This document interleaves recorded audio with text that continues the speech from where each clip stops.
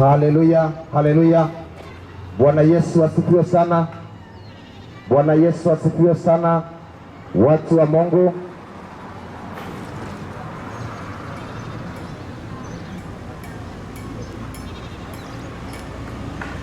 Haleluya, haleluya. Ndugu wapendwa, na wasalimu katika jina la Yesu. Mkaaji wa mahali hapa, na amani ya Mungu na iwe pamoja nanyi katika jina la Yesu.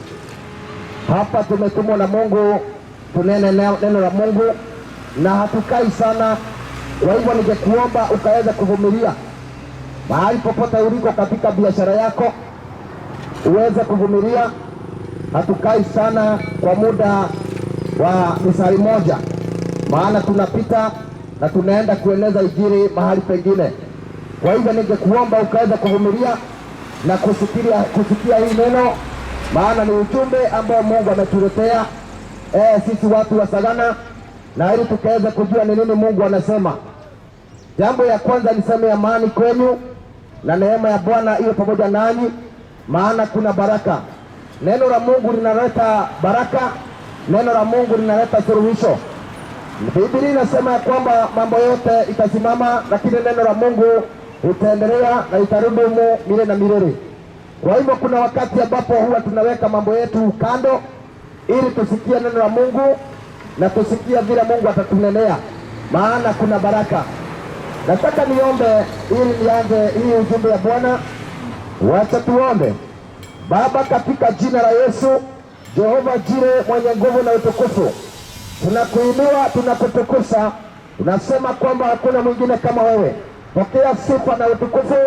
Jina lako lisifiwe, jina lako litukuzwe, hata juu ya mama, juu ya wanaume, juu ya watu wote walio mahali hapa, hata watu wanaofanya biashara zao. Baba, tunasema ni asante. Pokea sifa na utukufu. Bariki kazi ya mikono yao, na ukaweza kufanya mapenzi yao, na hata maombi yao ukayajibu katika jina la Yesu. Tunapoendelea katika neno la Mungu, naomba kibali, naomba neema, naomba ufuniko wa damu ya Yesu. Katika jina la Yesu naomba, tunaamini. Amina, amina. Ndugu wapendwa, mahali popote uliko, watu wa pikipiki, wamama wa soko, popote mlipo wafanya biashara, ningetaka kukuambia kwamba hizi nyakati ambazo tuko ni nyakati za mwisho, na nini zile nyakati ambazo zilikuwa zimenenwa katika maandiko, wakati Biblia inasema ya kwamba nyakati za mwisho kutakuwa na mambo mengi yatakayokuwa yanatokea. Hivi sasa tunaishi ni nyakati ambazo zilizotabiriwa. Mambo tunayosikia katika magazeti, katika matelevisheni, katika hata maredio, ni mambo ambayo ilikuwa imenenwa katika maandiko. Ni maunabii za nyakati za mwisho ambayo zinafanyika na zinafurufiri. Yaani ni unabii unatimia, yale mambo yaliyokuwa yamenenwa yanatimia. Sasa ni kusema ya kwamba neno likasema nyakati za mwisho kutakuwa na wakati wa hatari. Huu ni wakati wa hatari, maana magonjwa imekuja isiyokuwa na tiba. Yaani dunia imekuwa kama wakati wa Sodoma na Gomora. Unasikia mauaji, watu kuuana baribari, upendo umekosa, amani imekosa hata katika mafamilia, maana ni nyakati za mwisho, nyakati ambazo ni za hatari. Yesu akasema ya kwamba wakati ambapo atakuwa akirudi, kuna jambo moja itakuwa ikifanyika, na itakuwa ikifanyika ya kwamba dunia itakuwa kama wakati wa Nuhu au kama wakati wa Sodoma na Gomora. Ndugu yangu, mama, baba, sijui kama unajua mambo yaliyokuwa yanatendwa Sodoma na Gomora inatendwa leo hii. Siku ya leo wanaume wanasikika wakioa wanaume wengine, wanawake pia wanaoa wanawake wengine.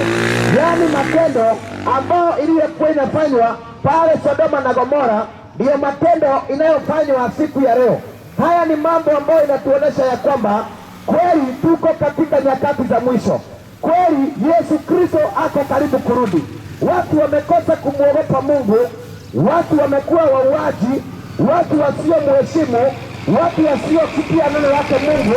Hii ndio kizazi Yesu alivyosema ya kwamba mtakapoona dunia imekuwa namna hiyo, basi mjue ya kwamba nyakati zinakuja kuisha na Yesu amekaribia kurudi.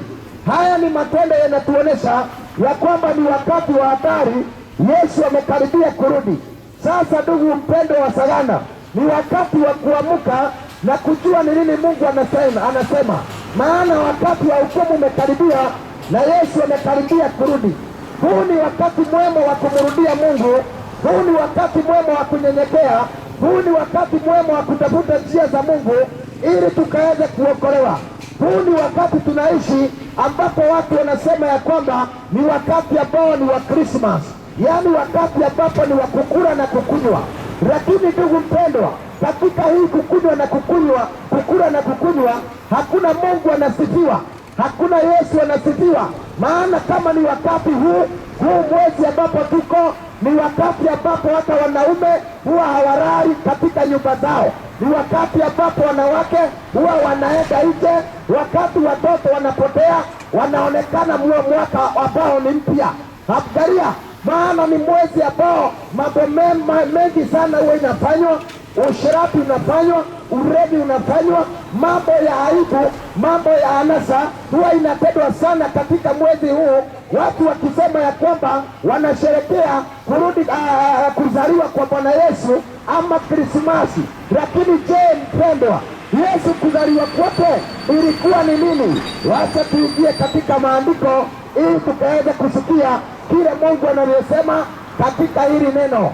Nasoma katika kitabu ambacho ni cha Luka. Nasoma kitabu cha Luka 2 pale 10 pale 10. Hapo ndipo linasoma neno, linasema hivi: na malaika akasema, usiogope, maana nakuletea habari njema na habari ya furaha, na niletea wanadamu. Na akasema hivi, for unto you is born this day for unto you is born this day in the city of David the Savior, which is Christ the Lord. Hebu sikia ya kwamba siku hii kumezaliwa mkombozi wa dunia ambaye ni Yesu Kristo. Hebu sikia ya kwamba mkombozi ambaye aliye Yesu amezaliwa, ya kwamba katika mji wa Daudi kumezaliwa mkombozi. Huo ni wakati ambao Yesu alipozaliwa. Hiyo ni kusema ya kwamba Yesu alipozaliwa, alizaliwa akiwa mkombozi wa dunia. Sasa huo wakati ambapo tunasema tunasherehekea Krismasi, lazima ujue ya kwamba Yesu kuzaliwa kwake, alizaliwa akiwa mkombozi wa dunia. Alikuja kutoa watu katika dunia hii, watu wanaoteseka, watu wamefungwa, watu waliokuwa wamehukumiwa kuingia motoni. Alikuja kuwakomboa, kukomboa wamama, kukomboa wanaume, kukomboa vijana. Hiyo ndio lengo ya Yesu kuzaliwa. Lakini Yesu hakuzaliwa ili watu waendelee katika matendo ya kukunywa na kukula. Yesu hakuzaliwa ili watu waendelee katika mambo ya anasa.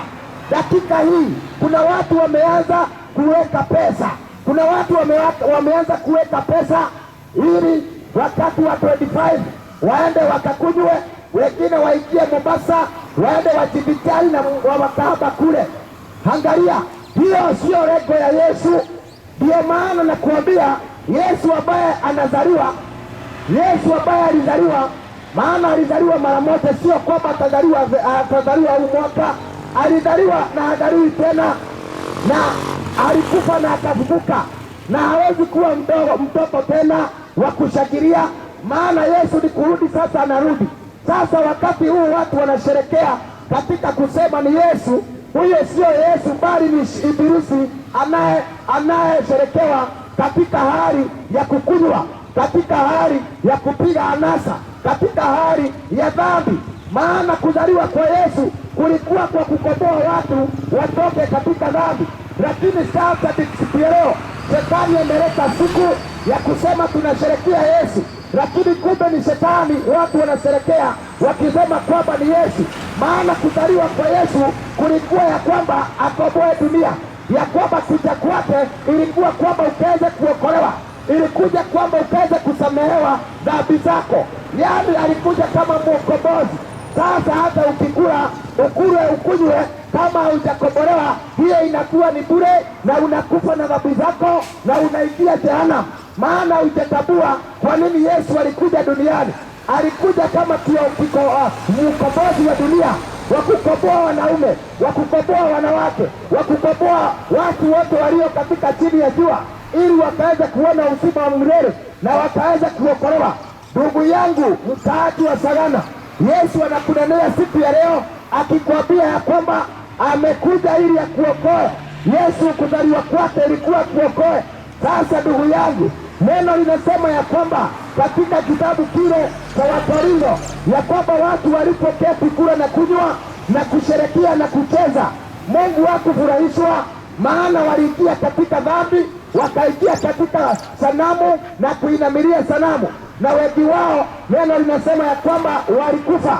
Wengi wao wakaangamizwa na Mungu, maana wengi wao hawakuwa wanamtumikia Bwana, hawakuwa wanamshuhudia Mungu, bali walikuwa wanamfanya Mungu akasirike. Sasa mpendwa ndugu yangu, tusije tukakuwa kama wale watu walikula wakakaa kunywa na kukula na kusherekea katika anasa na kuabudu sanamu na kufanya dhambi ya ngono, na Mungu akasirika akawaangamiza. Hivyo ndivyo ilivyo. Wakati huu ndio wakati shetani huwa anaangusha watu wengi. Huu ndio wakati hata wachungaji huwa wanaingia kwa klabu wanakunywa. Huu ndio wakati hata Wakristo huwa wanaanguka, wengine wanaanguka katika imani. Huu ndio wakati ambao hata wasichana wengi huwa wanatiwa mimba. Huu ndio wakati ambapo shetani anainuliwa, wakati ambapo shetani anaabudiwa, wakati ambapo watu wengi huwa wanapotea, waume wengi huwa wanapotea, wanawake huwa wanapotea, lakini sio kwa sababu ya Yesu kuzaliwa kwake. Sasa lazima ujue ya kwamba Yesu alikuja kutukomboa tutoke katika dhambi. Hakukuja ndio watu waendelee na dhambi.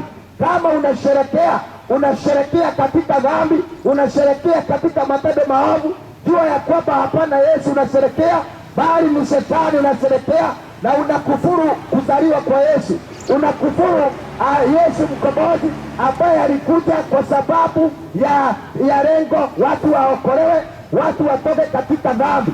Angalieni ndugu wapendwa, katika dunia hii vile watu wameisha. Vijana wengi wameisha katika madawa za kulevya, katika miraa na bangi, katika ulevi. Wanaume walipotea hata manyumba. Angalia, watu wamefungwa. Ndiyo maana Yesu amekuja, au alikuja ili tukaweze kuokolewa, tutoke katika vifungo. Wewe ambao umeshikwa katika vifungo za dunia, ya kwamba hauwezi ishi maisha huru. Pesa ukipata unapeleka tu kwa mama pima, unapeleka tu kupimiwa miraa, kupimiwa bangi na kupimiwa raha za dunia na pombe. Hiyo ni kifungo. Yesu amekuja akufungue, utoke katika vifungo. Wanaume wengi wanateseka, maana wamekuwa addicted. Vijana wengi wameteseka, maana wamekuwa addicted na mambo ya dunia. Wengine wamekuwa addicted katika pornography, wengine wamekuwa addicted katika ukahaba na uasherati, wengine wamekuwa addicted katika pombe. Mungu anasema ni wakati wa ukombozi. Huu ndio wakati Mungu amepeana wa kukombolewa, kutoka katika vifungo, kutafuta uso wa Bwana ili ukaweze kufunguliwa. Maana watu wengi wanasema Yesu ni Bwana, lakini bado wamefungwa katika vifungo. Vifungo za kuongea uongo, vifungo za kutosamehea wengine, vifungo za kukosa upendo, vifungo ambazo ni za kiburi, vifungo za tamaa mbaya, vifungo za kutamani mambo ya wenyewe, vifungo za wizi na ukora. Yesu amekuja akufungue. Yesu amekuja akufungue, utoke katika vifungo zozote ambazo imefungwa, ili ukaweze kuokolewa na kumuona Yesu. Maana Yesu amekaribia kurudi. Ndugu wapendo wa Sagana, Yesu amekaribia kurudi. Yesu anarudi. Ni wakati wa kutubu, ni wakati wa kunyenyekea, ni wakati wa kutafuta Mungu, ni wakati wa kumulilia Mungu ili ukaweze kuokolewa. Maana dunia hii hapana kukula na kukunywa. Hii dunia sio kukula na kukunywa. Hii dunia ni kutafuta Mungu. Hii dunia ni kuogopa Mungu. Maana kuna wakati wa hukumu ambao unakuja, na ambao kila mtu ataukiri na mdomo wake, na kila ulimi utakiri, kila goti litapiga goti, litapiga mbele za Bwana, na kutakuwa kubaya. Sasa huu sio wakati ambao wa kusherekea katika anasa, sio wakati wa kuweka pesa. Ukisema kwamba unaweka pesa uende ukarare na wanawake wa wenyewe, uende ukafanya mambo mabaya. Huu ni wakati wa kutambua Yesu na kukombolewa. Maana Yesu kuja kwake, kuzaliwa kwake ilikuwa wewe akuokoe. Ili upendo mkubwa ambao Yesu alijitolea ya kwamba akafa msalabani, ili ya kwamba tunapotubu dhambi zetu anatusamehe dhambi zetu na anatuokoa. Ndugu mpendwa, sio wakati wa kuendelea na dhambi. Neno la Mungu linasema ya kwamba yeyote ambaye anaendelea na dhambi, huyo ni mtoto wa Shetani, maana Shetani ndiye yule mfanyi dhambi kutoka pale mwanzo.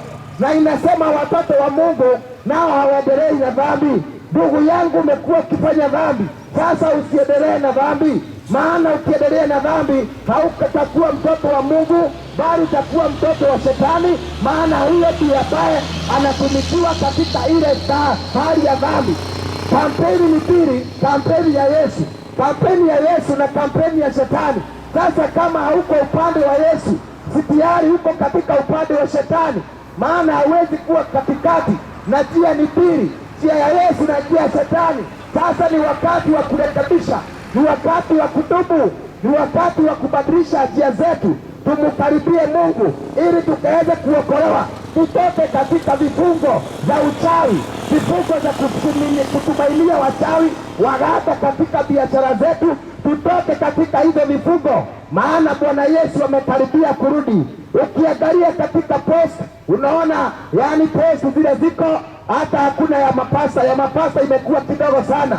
Zile vipandiko ziko makaratasi ni za wachawi.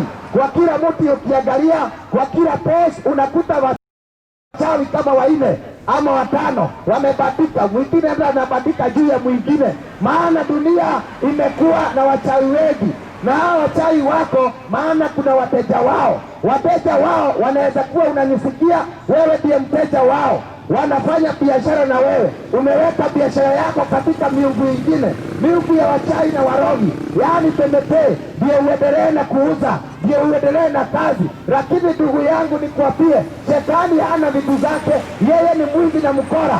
Anaweza kukupatia hiyo pesa, lakini wewe unamulipa na roho, unamulipa na mtu, unamulipa na watoto wako. Mwisho anakuua, mwisho anaharibu maisha yako, na mwisho anaua na anachinja watoto wako. Maana Shetani hali pesa, bali huwa anakula damu, anakunywa damu. Sasa tutoke katika wachawi, tutoke katika mambo ya kutumainia Shetani. Maana waabudu wa Shetani na wanaotutegemea wanadamu na wachawi, hawa hawataurithi ufalme wa mbinguni, bali watakuwa katika ziwa la moto. Ndugu yangu, kaka yangu, hiyo ndiyo ujumbe. Wakati wa hukumu umekaribia. Wacheni tumuogope Mungu katika matendo yetu yote. Chochote ambacho tunafanya, wacheni tumuogope Mungu. Watu wamekosa kumuogopa Mungu, watu wanachinjana, watu wanatukanana, watu wamekosa upendo ya neno la Mungu, watu wamekuwa vuguvugu. Iko wapi ile upendo ya kupenda Mungu? Iko wapi ile kujali mtu na mwingine? Watu wamekuwa wakujipenda, ya kwamba mwingine anaweza kufa njaa, hauwezi kumpatia chakula. Upendo imeenda wapi? Watu wamekuwa wenye kujipenda, watu waovu, yaani hata huruma hakuna. Unasikia mtu anaua yule mwingine, wanachinja yule mwingine kama mnyama. Wacheni tuwe na upendo, tuache kuuana, tuache kuchinjana. Hurumia mwenzako ili uwe mtu ambaye anajua Mungu. Maana usipokuwa mtu wa kuhurumiana, na wewe hautahurumiwa. Neno la Mungu linasema kwamba yaani uwe mtu ambaye anahurumia wengine. Vile ungependa kufanywa, nawe ufanyie ndugu yako hivyo. Kama haungependa kutukanwa, nawe usitukane mwingine. Kama haungependa kuibiwa, nawe usiibie yule mwingine. Kama haungependa kufanyiwa haya mambo unafanyia watu, basi usifanye. Maana chochote unafanya kitakuja kukurudia, na Mungu atatupimia katika vile vipimo tunapima watu na wanadamu. Neno linasema yule anaonea mwingine huruma, yule anaonea mwingine huruma, naye Mungu atamuonea huruma. Hiyo ni kusema ya kwamba kama utamuonea jirani yako huruma, kama utamuonea yule mwingine huruma, basi Mungu atakuonea huruma. Lakini ikiwa hauna huruma, hauna upendo, Mungu atakuonesha namna gani huruma, na kile unafanya wengine ni wewe unajifanyia. Hii dunia kuna hukumu, na hiyo hukumu ni sisi tunajihukumu katika matendo yetu. Kwa hivyo watu wa sala, ni wakati wa sagana, ni wakati wa kumrudia Mungu, ni wakati wa kutafuta uso wa Bwana, maana Yesu alizaliwa tukombolewe, tutoke katika dhambi, tutoke katika pombe, tutoke katika uongo, toka katika kiburi, toka katika anasa, toka katika kusema hauwezi kumsamehea. Lazima uwe na upendo, usamehee jirani yako. Usiposamehea hautasamehewa. Wewe unanisikiza, uko Mkristo na unaishi bila kusameheana, unasema wewe hauwezi kumsamehe kwa maana vile alikufanyia bado inakuuma. Wacha nikwambie, kama hautaingia, kama hautamsamehe huyo rafiki yako, hautaingia katika ufalme wa mbinguni. Neno linasema unapoomba ya kwamba Baba wetu uliye mbinguni, tusamehe dhambi zetu kama tunavyosamehe wale wanaotukosea. Sasa hiyo ni kusema kama hautakosea bibi, kama hautasamehea bibi yako, hautasamehea bwana yako, hautasamehea huyo mtu, basi na wewe hautasamehewa. Lazima usameheane na wewe usamehewe. Wacha kusema alikutendea, wacha kusema inakuuma, wacha kusema ni too much, ati amekuzoea. Mungu anasema ya kwamba usiposamehea huyo, nawe hautasamehewa. Maana hata wewe ni mtenda dhambi, na wewe unafanya dhambi kila siku, hauwezi kukosa kuomba msamaha kwa Mungu. Sasa na wewe lazima ukaweze kusamehea yule ambaye amekutenda mabaya, maana kukosa kusameheana, hiyo itakufanya ukaweze kutiwa motoni na kuhukumiwa. Watu wa Mungu, huu ndio wakati wa kukombolewa. Tutoke katika pornography, toka katika masturbation, toka katika uasherati, toka katika anasa. Mungu Yesu akaweza kukuokoa, maana hiyo ndio lengo ya Yesu kukuja. Hata urukaruke, hata ukule kuku au ukule nini, ukisema ni Christmas, kama bado hujatubu dhambi zako, hujakombolewa katika dhambi, hiyo itakuwa tu bure na utasherekea na bado utaingia motoni. Ndugu yangu wapendwa, watu wanaabudu sanamu wakisema ni kwa jina la Yesu na kwa jina la Krismasi. Biblia inasema katika kitabu cha Yeremia ya kwamba wanadamu wanaenda wanakata mti na anakuja kurebesha hiyo mti akisema kwamba ni Christmas. Yaani unakata mti kwa kule na shoka unakuja unairebesha. Hiyo yote iko katika Biblia. Vile wanadamu wanaabudu sanamu wakisema ni Mungu wanaabudu. Hapana. Yesu kuzaliwa kwake alizaliwa ili tutubu na tukaweze kuokolewa. Lakini dunia hii kile kinafanyika ni kusherehekea shetani na kuabudu sanamu. Wale watu wanajua lengo ya Yesu kuzaliwa, hawawezi kufanya dhambi, hawawezi kutenda uovu, hawawezi kufanya mambo mabaya, maana wanamjua Mungu na wanamuheshimu. Wacheni tuheshimu Mungu na tumtumikie Mungu katika kweli na utakatifu, maana ni nyakati za mwisho na Yesu amekaribia kurudi. Ndugu yangu, dunia hii iko na mwisho, mambo ya dunia hii iko na mwisho, na hii mambo itakuwa ni ubatili. Mhubiri katika kitabu akasema ya kwamba dunia hii ni ubatili, dunia hii ni bure, maana chochote tuko nacho kinakuja kuisha.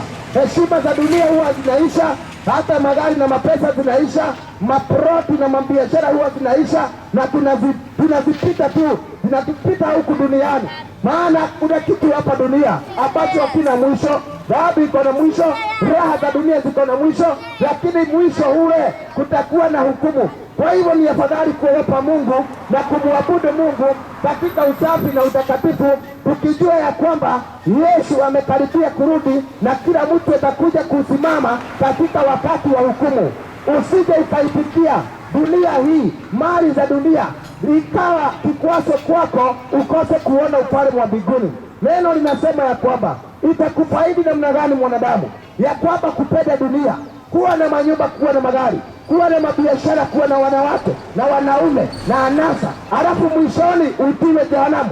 Yaani umejipatia dunia, lakini mwishoni ukose ufalme wa mbingu. Maana ukikosa ufalme wa mbinguni hautakosa moto ya milele na milele. Ndugu yangu, kaka yangu, wacheni tufanye hiyo mahesabu. mahesabu fanya. Tunajua ya kwamba hakuna mtu anaweza kudanganywa na pesa, maana mnajua kufanya hesabu, lakini fanya hesabu ya maisha yako, ya kwamba ukifa utaenda wapi. Maisha unayokaa inamstahili Bwana, inamstahili mbele za Mungu. Fanya hesabu na uone ya kwamba hiyo maisha unakaa, hiyo maisha kama haina kumwogopa Mungu, kama hujaokolewa, hujaokoka, haujakombolewa katika dhambi, fanya hesabu na uone ya kwamba utatiwa kule kwa moto ya milele na milele. Ndugu yangu, kaka yangu, tujaja kumhukumu, tujakuja kumhukumu, bali tunakuja kumwambia neno. Maana Yesu akasema, nilipokuwa hapa duniani sikuja kuhukumu, bali alikuwa amekuja kuokoa, lakini atakapokuwa akuja akirudi atakuja kuhukumu. Sasa akasema, maneno mnayosikia ndiyo itakawa wahukumu. Hapa duniani hauwezi kuhukumiwa dakika hii, lakini wakati unakuja wahukumu. Wakati huu ni wakati wa neema ya Mungu ambao Mungu ametupatia tukaweza kutubu dhambi zetu na kurejea katika njia za Mungu ambazo ni za usafi na utakatifu.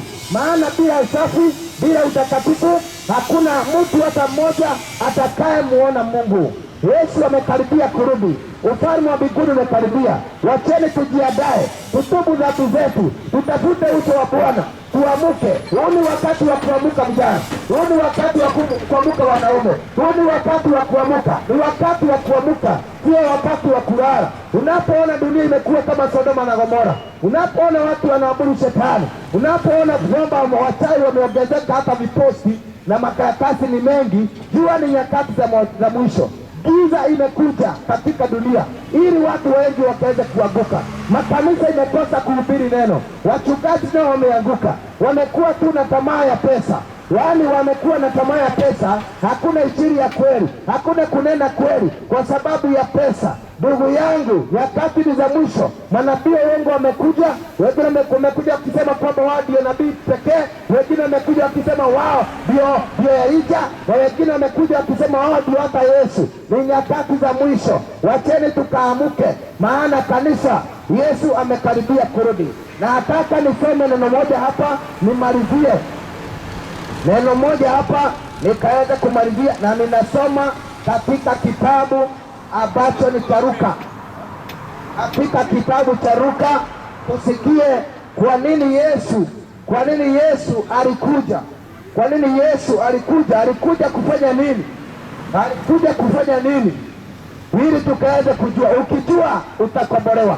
Neno linasema ya kwamba utakapojua ukweli, ukweli utakuweka huru. Ukijua ukweli, ukweli utakuweka huru. Wacha tusome. Neno nasema hivi.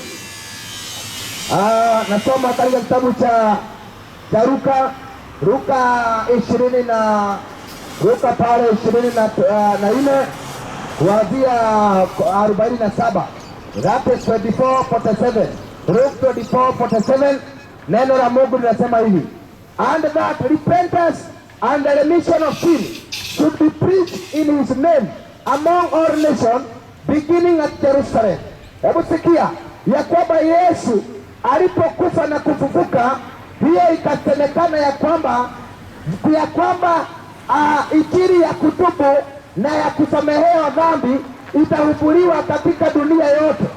Hebu sikia ya kwamba Yesu kuzaliwa kwake, kufa kwake na kufufuka ilikuwa ya kwamba watu wataweza kukombolewa katika dhambi, ya kwamba kuanzia hapo injili ya kutubu, injili ya msamaha ihubiriwe dunia yote.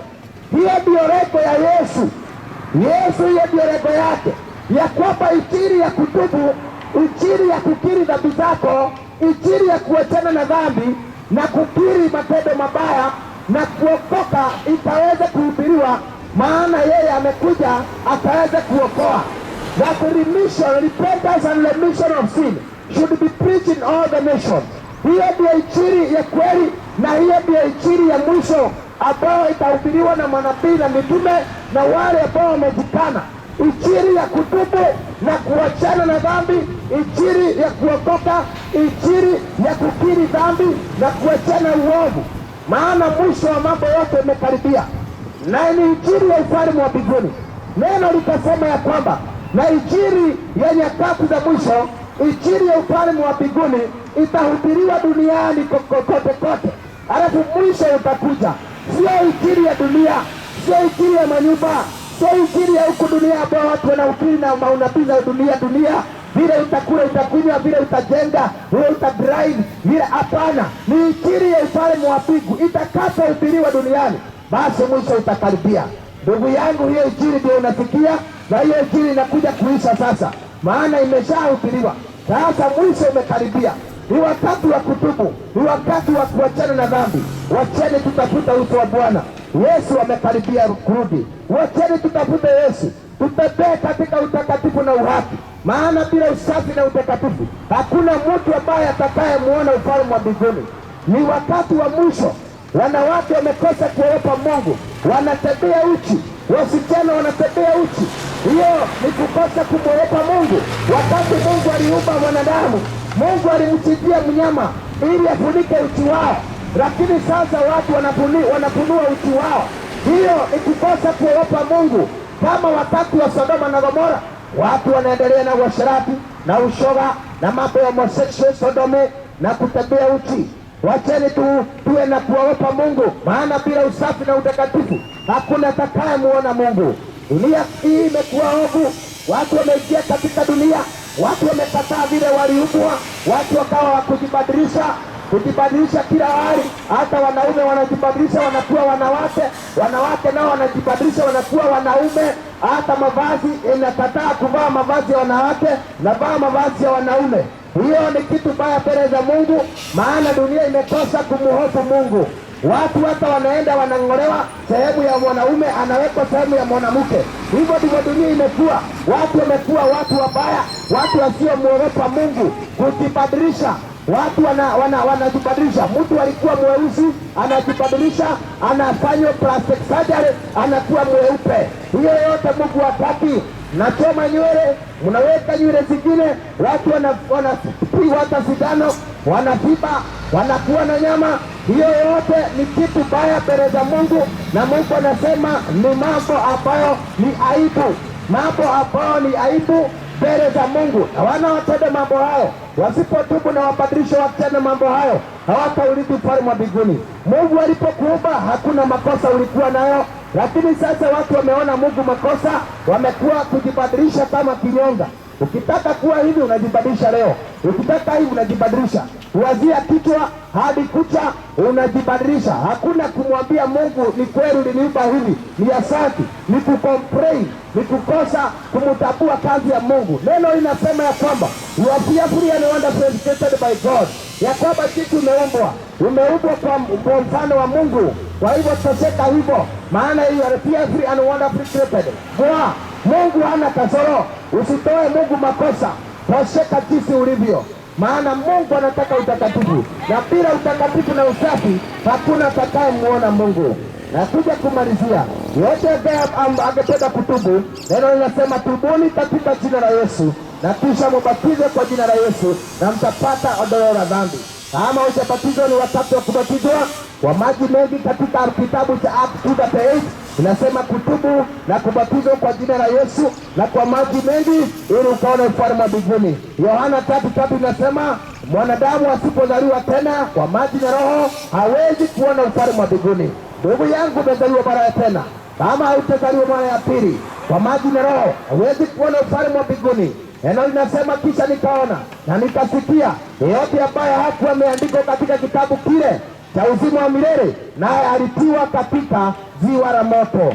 Ndugu yangu, Yesu kuzaliwa kwake alikuja kukomboe, usiingie jehanamu, usiingie motoni. Kwa hivyo usije ukapotea, hata baada ya kusikia mahubiri, hata baada ya kusema kwamba unajua Yesu na hata unasherekea kiyesu, usije ukasherekea na ukaingia motoni.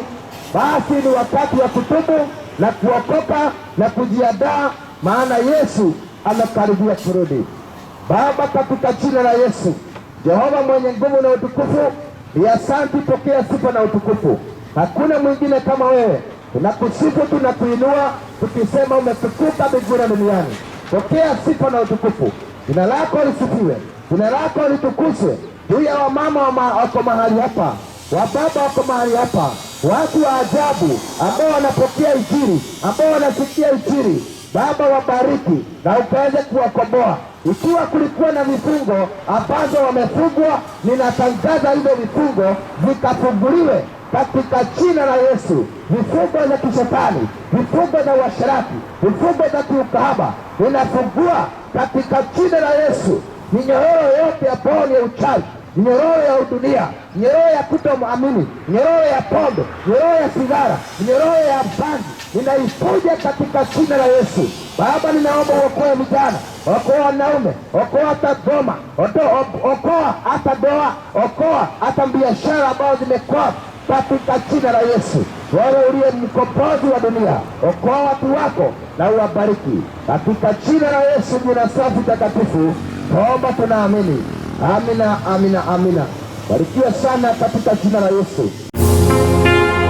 Install the Apostle Simon Gishinga application on Play Store for the End Time Epistles, writings of the last days with apostolic wisdom and revelation of the Word of God that prepares the bride of Christ for the marriage feast of the Lamb of God. Beyond, the kingdom of God is near and Jesus Christ is coming soon. Install from Play Store and read the epistles. It's offline once you download.